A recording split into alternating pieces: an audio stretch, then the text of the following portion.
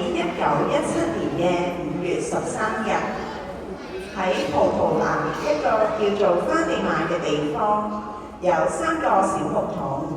睇下佢哋出咗嚟啦，等佢哋自己介紹下自己先。我係姐姐路濟亞，我今年10歲。我係科仔哥，今年9歲。我係最細嗰個妹妹阿琴達。佢哋好乖㗎，佢哋咧好聽天父嘅説話，亦都咧好孝順父母，仲好中意幫助人添。仲有啊，佢哋每日咧都會去到山上面放羊㗎喎。佢哋而家咧就返去屋企帶啲羊仔出嚟啦。哇！你睇佢哋幾乖，佢哋每日咧都會帶啲羊仔去到山上面食草啦、散步啦。啲羊仔咧又好可愛㗎喎，你睇下啲羊仔開唔開心？望下啲羊仔開唔開心先？羊仔都好開心啊！咁咧帶完啲羊仔出嚟食草之後咧，就會帶翻啲羊仔去樹下面休息喎。佢哋咧真係好照顧佢哋㗎。咁羊仔要休息，佢哋3個小牧童咧都坐低一齊休息啦。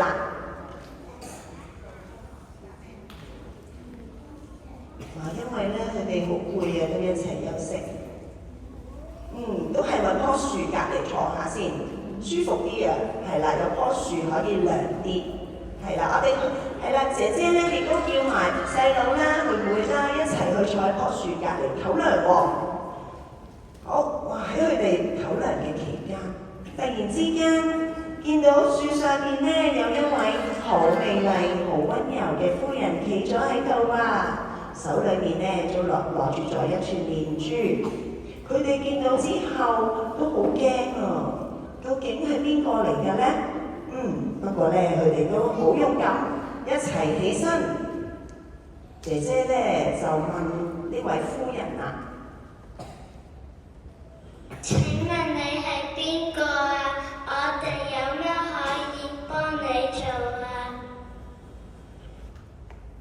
我而家可以話俾你哋知，但係從今日起，每個月嘅13日嚟到呢度，我會教你哋念聖母經，為咗罪人、病人、窮人祈禱，求天主寬恕佢哋，一直到10月份，你哋每次嚟嘅時候，都唔需要話俾任何人知，你哋願唔願意啊？我哋願意啊！願意啊！於是呢3個牧童就跪低，同呢位咁靚嘅夫人一齊祈禱啦。祈完禱之後，3個小牧童咧都帶翻啲羊仔翻屋企咯喎。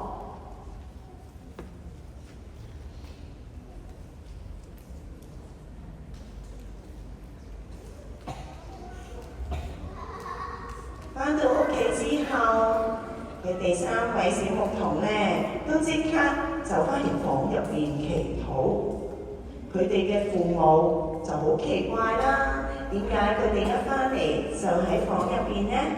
於是爸爸媽媽就去問佢哋啦：你哋放羊返嚟入細房做乜嘢啊？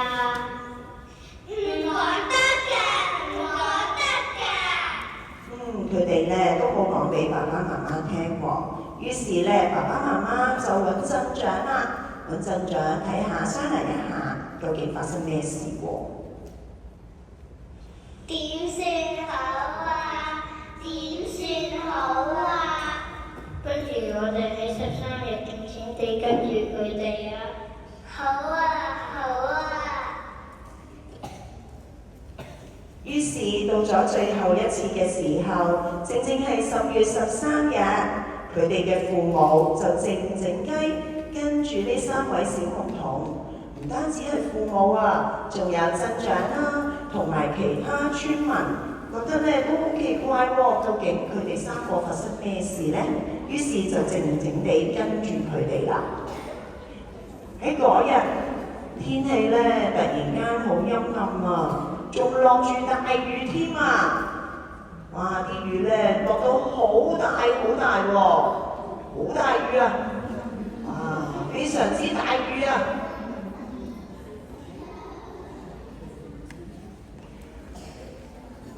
落咗冇幾耐，啲雨咧開始越落越細啦。佢哋睇見樹上面嘅夫人教三個牧童念聖母經，仲聽到聖母媽媽同佢哋講嘢喎。我而家可以話俾你哋知，我係玫瑰之后瑪利亞，我係從天上而嚟嘅。我而家要返天上啦，你哋可以返屋企教其他人念聖母經，仲要請大人喺呢度俾一間小聖堂，俾其他人朝拜上主。講完之後咧，啲雨停咗啦，啲雨都停完啦，烏雲都走晒啦。而家呢個時候咧，就有太陽出嚟啦。係啦，太陽爸爸都出嚟啦，啲雨要走啦。係啊，啲雨係啦，就係落完雨啦。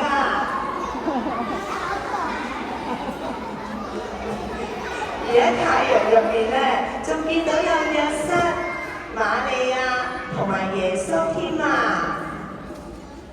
之後其他人都一齊跪低，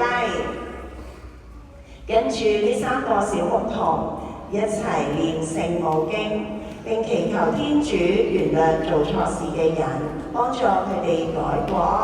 小朋友，我哋一齊咧同佢哋念聖母經喎。請你咧合埋手仔。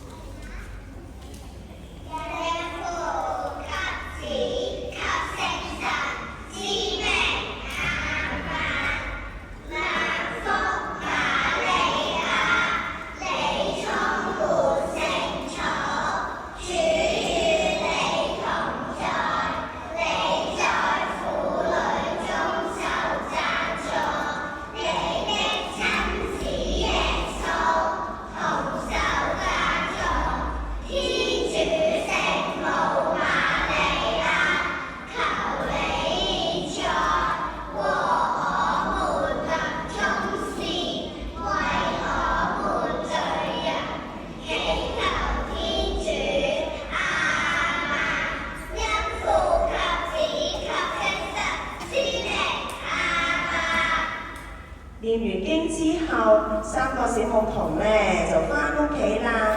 佢哋咧就將今日嘅事咧話俾其他人聽。哇！我哋咧俾掌聲，小幼兒嘅聖場老師。